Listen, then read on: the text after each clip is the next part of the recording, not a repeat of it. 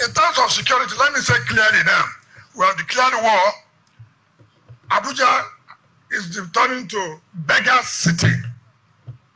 If you know you have a sister, you have a brother who is a beggar on the road, please, from next week, we will carry them. We will take them out. I mean, it is embarrassing that people who come in, the first thing they see are just beggars on the road. Sometimes too, they may not be beggars. They may be criminals pretending to be beggars. We will not allow that. So I'm giving you a public holiday from now till Sunday. From Monday, we will pack them out. Let us know that we have a city that we can call a city. It's very embarrassing. We are fighting insecurity. And people will carry plates as if they are. Maybe they may be informants. So please, have it at the back of your mind that it's not only infrastructure. We owe you to give you good security so you can sleep well with your two eyes closed. I know that some of you may not be happy. Sometimes we don't need to make you happy. Sometimes we don't need to. What is important is that we must do our work. If you're not happy, well, there's nothing we can do. But for the overall interest of the people, it's key. You see, the problem is that I partially agree with what Wike is talking about in FCT. We have corporate beggars. We have beggars who pretend to be beggars, but they are actually informants or more like criminals. And we have the real beggars that really need help. You understand me? But I understand from where Wike is coming from, the FCT minister. But you cannot solve a problem like that. When there is hunger in a country, you've not looked for how and why are these people begging? How did it got to this point whereby the FCT, which is the capital city of Nigeria, has been flooded with a lot of beggars? You've not talked about why is that happening. Yours is that you want to use your power to flush them out, catch them, whatever. It's more like you want to say that you want to flush out all the Almajiris in Abuja or probably some other states, although nothing concerning with other states. But let's just focus on Abuja, for instance. If you want to do that, you're going to have a problem with a lot of people, of which I know that you're not scared of problems. Like me personally, I'm not really scared of problems because I feel when someone has problems, it's more like a way of telling you indirectly that you're progressing, or that is in my own understanding. But let's get to the point. Minister Wike, the thing is, when a system is bad already, there are a lot of effects to the negativity of a particular system. If the system was right, you would not see a lot of beggars. If the system was good, you will not see a lot of beggars in FCT. Mind you, we have a lot of corporate beggars. In the 90s, in Abuja, there was nothing like corporate beggars. For people that have lived in Abuja for so long, there was nothing like corporate beggars. Right now, you see somebody dressed up properly and will just go to town and will tell you that, please, I just need like 200 naira so that I can just get to, let's just say from Wuse, he will tell you that he doesn't have enough money, he wants to go to beggar. That one is a complete corporate beggar. And the funny thing about these people, when you say you want to pay the transport for them, they will say no. They will use another lie to cover up. They'll say no, they want to collect the money. They're waiting for their colleague to come and meet them. That is when you know that these are corporate beggars. Some people, that is their job.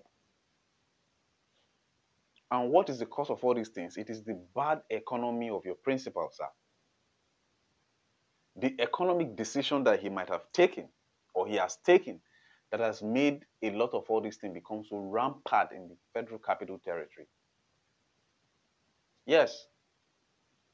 You don't address such issue. I'm not saying I'm against what you're saying, Minister Wike. No. I'm not against it. I'm not against it because I personally had one particular experience. There's this particular aged man. I was telling my friends, it was last week. This guy came to me and you know what he said? He said he has a problem. He came to my business area and he made it look like he has known me for ages. How are you? Blah, blah, blah, blah. I said, I'm fine, sir. That he has been coming here. Have I forgotten him? I said, sir, I can't really remember. A lot of people come to this place. It was my business area, mind you. So this man, I think he should be in his early 70s or maybe around his 70s. He said, he wants to ask me for something. I'll say, go ahead, sir. I thought maybe he wants to do business with me, you know. And he said he wants to go to a particular place. And this particular place, he will need to spend like, according to him, that he needs 500 naira. I said, 500 naira? He said, yes. I was like, okay, let's go out of my shop and I'll show you a place. Or we'll go to the bus stop. I'll pay for the money, then you go. I'll pay the driver, then you get into the car, then we'll go. Do you know what this man said? He said, no, there's no need for that. I can just give him the money. I'm like, you know, and you know how Africans react in some of this. When you have some level of conspiracy theory in your head, you've read a lot of stories, both the African story and whatsoever. And I'm like, sir, you want me to give you money? He said, no, that even though it is 100 naira, I shouldn't mind that he asked me for 500, even though it is 100 naira, I can just give him. And I say, sir, I can't give you cash. I don't know you anywhere. If you want to go to this particular place, I can pay the driver the money, you enter into the car and you go. And this man said, don't you want to give me the money? I said, I'm not giving you any cash. If you want to go to that place, I'll pay the driver, then they will take you there. This man quietly left me there. And that was when I realized that it's either this guy is a corporate beggar or as an African, maybe you want to use the money, do one or two. So the thing is, before you talk about flushing out all the beggars in the Federal Capital Territory, there are other ways of doing that. Try as much as possible, maybe to talk to your principal or even you personally to fix a lot of things in the Federal Capital Territory. It is not only construction of roads that matters in the Federal Capital Territory. There are a lot of things.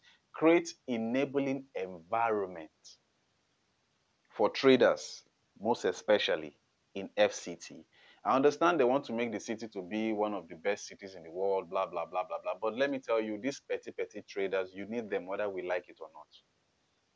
We need them in the FCT because your task force, there's a video, maybe I don't know if I can see it. There's a video that you will see how these guys are destroying people's property in the name of they are cleaning Abuja. They are doing it with pure wickedness. So there are other things that you can do. Okay, what can you do? Let me empower you. Since you live in Abuja, let me empower you with XYZ amount of money. If that can make you to stop to beg. If they are willing to learn one or two things, then it is fine.